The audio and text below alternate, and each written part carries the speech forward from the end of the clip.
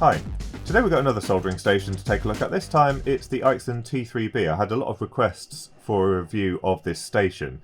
Now, we obviously saw the T3A and I was extremely impressed with this station. It's really well priced and gave excellent performance. In fact, I couldn't really tell the difference between this and the genuine JBC when using genuine JBC cartridges. However, this one is designed for larger handpieces like the 245, the T12 and also the 936 handpieces. Some people prefer a smaller handpiece for smaller soldering jobs, even though you can get cartridges for the T245 that are extremely fine. So this one is specifically designed for JBC's 210 and 115 handpieces. Now this is the C210, and compared with the 245 you can see it's quite a bit smaller, but the main difference is that with the smaller handpieces comes finer geometry tips. And also you can get this with a 115 handpieces, which has even smaller cartridges. And in the JBC brochure, it is compatible with genuine JBC cartridges, but they do have quite a lot available, which is the nice thing about these handpieces, is that here's the 115s, you've got all of this choice of very fine tips, and the C210, you've got all of these to choose from. Now, as I said, these are smaller tips. I think the largest one is about 1mm chisel. But they go down to super fine geometries that will do the smallest of soldering jobs. So the station that I've got here, I bought from this store, the China Phone Fix Tool Store. It came in at $135 for the T210 with 3 tips and the 220 volt version, so $135. You can get it in a 110 volt version as well, and you can also buy the T115. It is slightly more expensive, so that comes in at about $155 shipped. But this arrived very quickly. Even during this peak time, I managed to get mine within about 2 weeks. There is another store on AliExpress that's selling it slightly cheaper. It says here only with 1 tip, so that's possibly the reason for it being $5 cheaper. And the 115 version is quite a bit more expensive, so I think it's probably safer to buy it from here. And they've got the specifications here, very similar to the T3A in its general design, but we'll take a closer look at that in a moment. The main difference is that this unit is slightly lower power, so 96 watts, but that's all you need because these C210 handpieces are rated for a lower power anyway, so having something that's designed for 200 watts would be pointless because you can't drive that much power into one of these cartridges. So I'll put an AliExpress link in the description down below if you do want to take a look at this unit, and we'll have a closer look at this after a few brief messages from our sponsor PCBWay. So today's video is sponsored by PCBWay, who offer a wide range of manufacturing services starting from your standard PCBs. You can get your FR4 boards made from 1 layer all the way up to 14 layers in a wide range of thicknesses and colours. You can also get your boards made on aluminium or copper substrates for those high power LED applications, onto Rogers PCBs for your RF boards, and also HDI boards for those super high density BGA type PCBs. They also offer PCB assembly, either surface mount or through hole, starting from $30 for 20 pieces. And more recently, they've started offering an additional range of mechanical options. So you can get your parts 3D printed, CNC machined, or you can even get injection molding or vat casting for lower quantities of your mechanical parts. So don't forget to visit PCBWay if you're thinking about getting some of your projects made. So with the T3B, I think we've got a slightly better setup compared to the T3A, and that's because of the design of the handpiece cradle. So first of all, we've got the handpiece, and that plugs into the back of the handpiece cradle, and then we have a slightly thicker lead, but this is actually extremely flexible, that then comes out the back of it and plugs into the back of the control unit, which is slightly different to what we saw on the T3A, where the connector came out the front here. But what it means is this can sit somewhere towards the back of your bench. You've got the AC plugged in at the back, you've got this lead coming out the back, and then you've got access just to the controls at the front. And then this can sit much closer to you on your bench without having the AC cable and the big unit in the way. And so this is in a much more suitable position. And then you can just start soldering. You've got a guaranteed length of cable, so you're not dragging it across the entire bench. And the whole setup just works a lot better. So let's take a closer look at the individual parts. The controller itself looks very similar to that of the T3A. However, when you compare them side by side, you can see there are a few differences. So first of all, On the T3A we had this 5-pin connector that went off to the various handpieces. On the T3B we just have a latching power switch so we can turn the system on and off from the front of the unit. The next thing to notice is the T3B is actually slightly deeper. I'm not sure why yet, so we'll open it up in a moment and have a look, but for some reason the lower power version is actually bigger. And then finally, if we take a look at the back of the unit, on the T3A, sorry, we had the IEC connector, the power switch at the back, and then we had this 24-volt output if you did want to use the power supply that's built into it to power a few other things. And then we had a banana jack that was used for sensing when the handpiece was in the cradle. So it's just a single cable that went off to the handpiece cradle to detect when the handpiece was in there, and then we had the ESD port. On the T3B, you can see we've got a fused IEC connector. This one just relied on the fuse that's built into the AC to DC converter. We have an external fuse here. We've got the connector that goes off to the handpiece cradle. We've got the ESD grounding port, and then a bit of ventilation. There is also a very slight difference in the finish. You can see this is sort of more of a brushed finish, and this is just you know, kind of a matte finish, but a very nice looking unit. And again, the build quality is really nice. That's one thing that was quite impressive at this price point, is that we've seen the various other stations that you can get at this price point, and none of them come close to the build quality and the finish and the design of this, which is why I do quite like this unit. On the side here, again, we have the same USB-C port for firmware upgrades. And an important point to mention, I don't know if it still applies to this one, but certainly on the T3A, you must have the AC disconnected when you plug the PC in to do the upgrade, because this one actually supplies power. So when you plug them in, you've got a chance of ruining your USB ports. So what we'll do now is we'll try and get the back cover off, and we'll see whether we still have to remove the plastic front to get to the front panel PCB. Right, so we've taken the cover off the back of the unit, and we've got what looks like quite nice construction. There's a few safety things that I want to check once we get a little bit deeper. But we've got the IEC connector, which is obviously a snap-in unit, but they've also glued it in to stop it accidentally falling out, which is quite a nice touch. We've then got this PCB at the back with the start earthing point that goes to the banana jack. It also goes off to the main part of the chassis and is crimped onto the IEC connector. So again, good looking crimps with extra heat shrink sleeving, although it's come off slightly there on the phase connection. And then we've got a flexi cable that goes off to the front PCB, which has the connections for the soldering iron connector.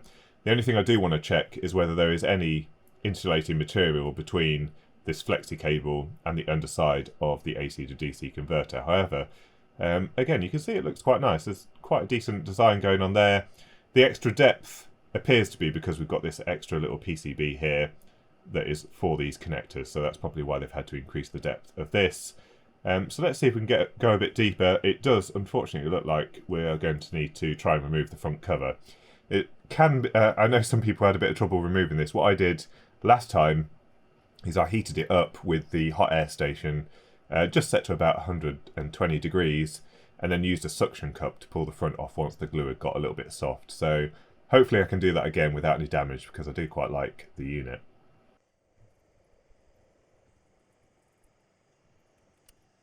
So here is the unit out of its enclosure, and it looks pretty good. Nothing too worrying really. So basically we've got the power that comes in, goes to the front panel switch, and then back into the AC to DC converter. Now they have individually sleeved each of these conductors because they are in pretty close proximity to the little LED that's in the power switch that's powered from the separated extra low voltage side. So if you were paranoid, you could either add further insulation or simply just disconnect the LED in that switch, because you don't need it anyway. You've got the LCD on the front. That's the only area really where there's potentially any risk here. Now in terms of the AC to DC converter, this is a single voltage input, so it does matter whether you pick the 220 or the 110 volt version for your region, so make sure you pick the right one. But everything here looks fairly standard, nothing too worrying. In fact, it looks like a fairly decent design. There's three components really that will say whether this is safe or not in terms of electric shock. That's the optocoupler, the transformer, and then the little suppression capacitor that goes from primary to secondary. And the transformer looks pretty chunky. Without unwinding it, we can't see how well the various windings are separated, but it looks like they've done the right types of stuff. So there's the additional sleeving on the parts of the coil that are in contact with mains and that kind of thing. But as I said, we can't tell other than insulation resistance, which I did quickly check. I've only got the ability to test that up to 1000 volts, but there was no impedance that my system could measure. So certainly no immediate alarm bells. And they have got a fairly decent setup going. So we've got the glass fuse, first of all, suppression capacitor, common mode choke, bridge rectifier, the NTC to reduce the inrush into this large capacitor that's charged up at about 350 volts DC. And then we've got the switcher electronics. We've got the switcher IC here with the main switching element. That will have all the snubber and everything around it. Into the transformer. And then into the low voltage side. And then we've got our optocoupler for feedback. So really nothing too worrying really. You can see a little TL431 sitting down there. But yeah, that seems to be fine. I did mention I was slightly worried whether or not this had the appropriate isolation underneath the PCB. But you can see that they have put this insulating material underneath the AC to DC converter. So this should be fine to sit underneath here. Again, you might want to add a bit more if you're paranoid. Everything looks fine there. So let's take a look at the front panel PCB a little bit closer. Here is the front panel PCB, and there's not a huge amount on here really. I don't see anything like a dedicated converter for the thermocouple that's in the tips. So what we have is the 24 volts coming in to this connector here. Then we have a DC to DC converter for the electronics on here. This obviously all can't run at 24 volts. The main micro here is an ARM device, a GD32F305 from Giga Device. For some reason they haven't used an STM32. Maybe that's to do with supply shortages, but that one's basically going to be functionally similar. But other than that, we've got the main switching MOSFET for the heating element that goes off down the flexi cable, but everything else is just fairly basic electronics, just, you know, passives around the STM32, a bit of electronics here to drive the buzzer, a few passives here for the rotary encoder, and some the same thing for the three switches that are at the front, and then a few support components for the OLED and also the USB port. So really not a lot going on here. They must be using the internal ADC for the temperature measurement because there's no dedicated thermocouple chip or anything like that. So yeah, pretty bare bones, but in a way probably quite simple and, you know, not a lot really to go wrong. In terms of the handpiece, there's not a huge amount to say really. It's basically identical in design to a genuine JBC, but it is very nicely made, just hasn't got any markings on here. In terms of the handpiece itself, it's about 120mm long up to the cord grip, and then we've got about 50mm of strain relief onto the extremely flexible cable here, and then that's terminated in a DIN type connector. And then we've got the foam sleeve here for a bit of comfort. On the JBC, that also provides a bit of isolation so that the handle doesn't get too hot. That might be the case for this one as well. And then we have the cartridges, which are absolutely tiny, and they just slide in basically. You just push it all the way home, and there you go, you've got your soldering tip ready to go. Here is the cradle that comes with the T3B, very similar in design to the cradle that I bought for my T3A that I had to buy separately. However, as I pointed out, it's slightly different in that we've got the connector for the handpiece built into the back of this, and then you only have one cable that goes off to the actual soldering station. And what that means is we don't have to have that additional wire that goes off to sense when the handpiece is put into the cradle. That's all built in, as it would be on a genuine JBC system. So once the handpiece is plugged in here, when it makes the metal on metal contact here, then it automatically goes into sleep mode. So what we have here is the brass pad at the front with the silicone splash shield so that when you wipe in the tip you don't flick solder everywhere. We've got that same pretty high quality cradle for actually holding the handpiece. It seems to sit on a combination of the metal collar and the plastic here, but it just seemed to hold it quite nicely. And then we've got the same arrangement again at the back, where if you want to, you can store some of your tips like this. However, I'd exercise a bit more care with some of these small geometry tips because they're extremely fine and pointy. and then you can put your tips in like this and use the little holes here to push the cartridge into place. So that's how that goes, and quite nice design, it works quite nicely. Right, so we've got the unit back together again. I don't think you can really tell that I've been in here. Let's turn it on. I think we've got the same user interface as on the previous unit. Yeah, so it looks exactly the same. We do need to change the language because it's currently in Chinese, so we go to Set, then the little world symbol, and I think that's all we need to do. Yeah, so looks pretty much the same. System info. Let's have a look. So version 1.05. So we might just do a firmware upgrade quickly to see what the latest is for this. Before we do anything else, I do want to turn off that sound. There we go. So OK, and back. So let's quickly do a firmware update before we go any further. Right, so having connected it up, you can see there is no new version, so 1.05 is the latest for this particular unit. Right, so with the latest version of firmware on there, we should be able to give this a test. So we'll take it out the cradle, and you can see it's extremely rapid heating there. The set point's 325, so we overshoot a little bit. I guess the downside to having an extremely fine tip like this with very low thermal mass is that it does heat up very quickly, but it can have the tendency to overshoot there as well. But we've got the temperature set to 325, so let's check the calibration. Got some Solder King solder here, and we'll try measuring the temperature on the temperature sensor here.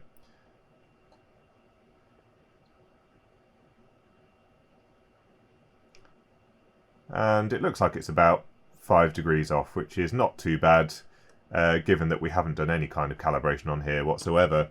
Let's increase the temperature up to something like 400.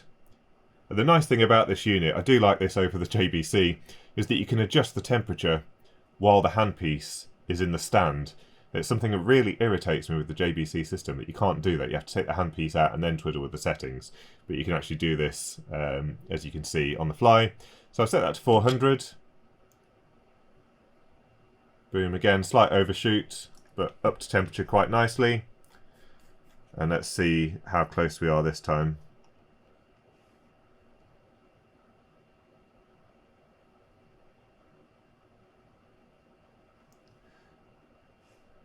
Not too bad at all, really. Yeah, about 13 degrees out, which is pretty good, really. So that's quite good, just with the off-the-shelf calibration. It does come with 2 other tips.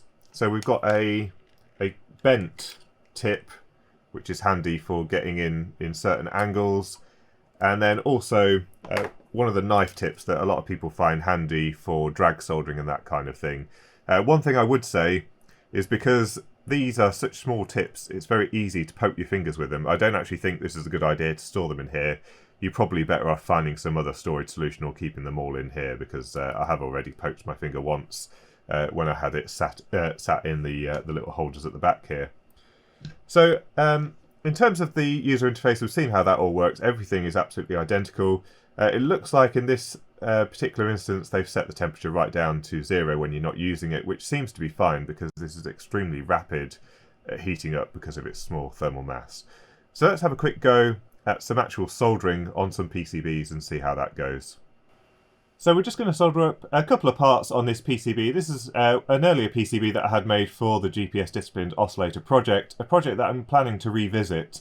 We started to experiment with this design, but then when it came to designing the main PCB, I started to make it a little bit more complicated than it really needed to be. So I think what I'm going to go with is a slightly more modular design, where we've got an oscillator board with the DAC on there, and then we have a separate processing board, a separate front panel board, and maybe a separate output board. Something that means that we've got a bit more flexibility, and also I don't have to think of everything and get it all onto one PCB, because the problem was I was ending up with this massive task of trying to design a board that would work without having fully experimented with all of the things that I actually wanted to try. So we're going to revisit this project soon, but we'll just solder a few parts on here to see how the system behaves when soldering some surface mount parts. Now, one thing to bear in mind, I am planning to order some proper JBC tips, but we've only got these ones here at the moment because I thought a few people might want to know whether this system is any good in advance of the Black Friday offers. So we're just going to try with the supplied tips to start with. So I've switched to the knife tip because it suits these size pads a little bit better. These are 0805 pads.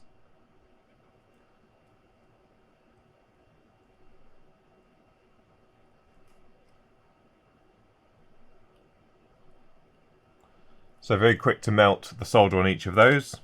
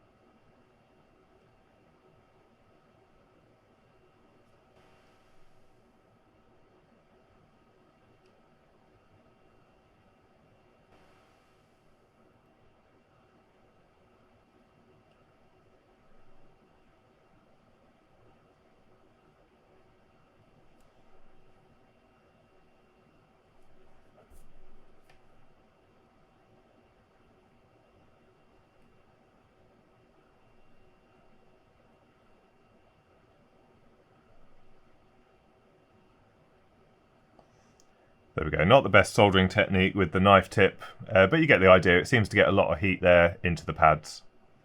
And I don't really expect too many issues trying to flow some solder onto one of these large gold pads, but let's try it anyway.